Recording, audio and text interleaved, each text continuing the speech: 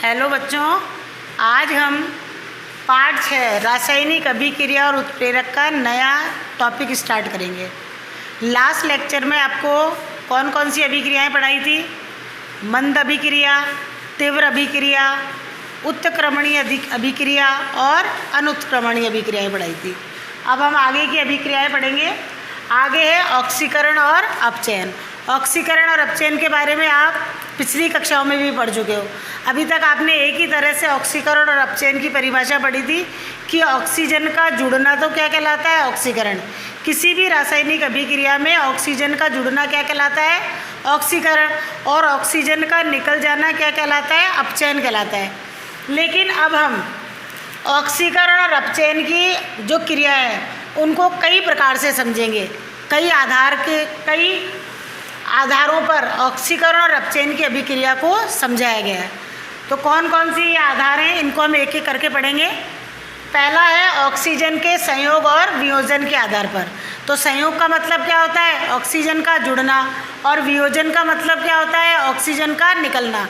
तो पहली अभिक्रिया जो हम पढ़ रहे हैं किसके आधार पर? ऑक्सीजन के संयोग और वियोजन के आधार पर। तो किसी भी रासायनिक अभिक्रिया में ऑक्सीजन का जुड़ना या ऑक्सीजन का योग होना क्या कहलाता है? ऑक्सीकरण कहलाता है। जैसे एग्जाम्पल है Mg, मैग्नीशियम से किसकी रिएक्शन हुई? ऑक्सीजन की। तो ऑक्सीजन इसके साथ जुड़कर क्या बनाती है? 2MgO, magnesium oxide. इसी तरह से कार्बन ने किससे रिएक्शन करी? ऑक्सीजन से। और ऑक्सीजन किसके साथ जुड़ गई? कार्बन के साथ। और क्या बन गई? CO2, carbon dioxide. अब नेक्स्ट है अभिक्रिया, वह रासायनिक अभिक्रिया जिसमें ऑक्सीजन क्या हो जाती है? निकल जाती है। यानी ऑक्सीजन का निकलना क्या कहलाता है? अपचयन कहलाता है। जैसे इसी को आप उल्टा कर दो, मैग्नीशियम ऑक्साइड को में से मैग्नीशियम अलग हो गई और ऑक्सीजन क्या हो गई? अलग हो गई। इसी तरह से पोटेशियम क्लोराइड KClO3 में से पोटेशियम क्लोरीन KCl अलग हो गया और 3O2 ऑक्सीजन क्या हो गई? अलग हो गई। तो ऊपर वाली अभिक्रिया में आपने पढ़ा कि ऑक्सीजन क्या हो रही है? जुड़ रही है, इसीलिए क्या कहलाई? ऑक्सीकरण। और नीचे वाली अभिक्रिया में आप देख रहे हैं कि ऑक्सीजन क्या हो रही है? निकल रही है, इसीलिए इसको क्या कहते हैं? अपचयन कहते हैं। तो पहला हमने पढ़ा ऑक्सीजन के संयोग और वियोजन के आधार पर। नेक्स्ट है हाइड्रोजन के संयोग और वियोजन के आधार पर। अब हाइड्रोजन के संयोग और वियोजन के आधार पर ऑक्सीकरण और अपचयन को कैसे समझाया गया है? वे रासायनिक अभिक्रियाएं जिसमें पदार्थ से हाइड्रोजन निकलती है ऑक्सीकरण कहलाती है। अब यहाँ पर हाइड्रोजन का निकलना क्या कहला रहा है? ऑक्सीकरण। ऊपर ऑक्सीजन के संयोग और वियोजन के आधार पर जो हमने अभिक्रिया पढ़ी है उसका ये क्या है? उल्टी है बिल्कुल। यानी इसमें हाइड्रोजन का निकलना, हाइड्रोजन यदि निकल जाए तो वो अभिक्रिया क्या कहलाती है? ऑक्सीकरण कहलाती है। जैसे आपके एग्जाम्पल है 2H2S यानी हाइड्रोजन सल्फाइड। ऑक्सीजन से क्रिया करती है तो 2H2O अलग हो गया और सल्फर क्या हो गई? अलग हो गई। यानी हाइड्रोजन सल्फाइड में से सल्फर तो क्या हो गई? अलग हो गई और हाइड्रोजन क्या हो गई? अलग हो गई। तो हाइड्रोजन का निकलना क्या कहलाया? ऑक्सीकरण। नेक्स्ट एग्जाम्पल है CH3COH एथेनॉल। इसमें से CH3CHO अलग हो गया एथेनॉल और उसमें से हाइड्रोजन क्या हो गई? अलग हो गई। तो हाइड्रोजन का निकलना क्या कहलाया? ऑक्सीकरण। अब वे रासायनिक अभिक्रियाएं जिसमें हाइड्रोजन का योग होता है अपचयन कहलाती है। यानी ऐसी रासायनिक अभिक्रिया जिसमें हाइड्रोजन आकर के क्या हो जाती है? जुड़ जाती है, उसको हम क्या कहते हैं? अपचयन कहते हैं।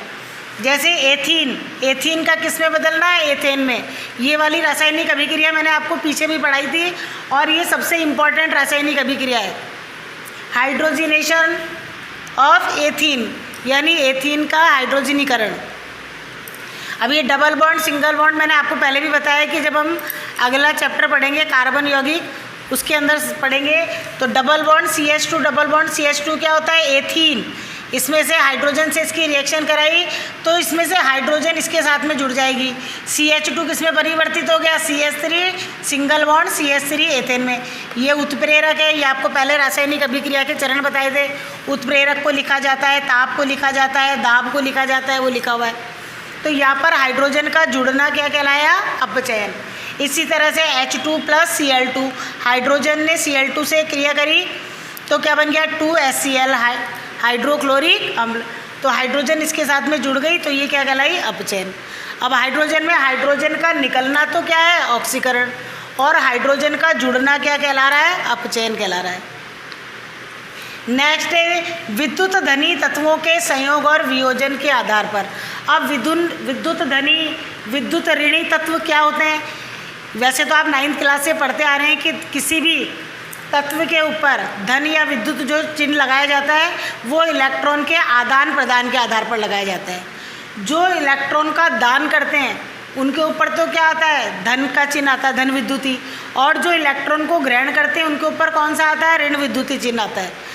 तो ये आप 9th क्लास में पढ़ के आए कि किस तरह से धन और विद्युती जो चिन्ह होते हैं वो किसी भी तत्व के ऊपर किस आधार पर आते हैं। तो यहाँ पर ऑक्सीकरण और अपचयन की अभिक्रिया किसके आधार पर बताइए, धन विद्युती तत्वों के संयोग और वियोजन के आधार पर। तो वे अभिक्रिया जिसमें पदार्थ से धन विद्युती तत्व का निष्कासन हो जाता है ऑक्सीकरण कहलाती है।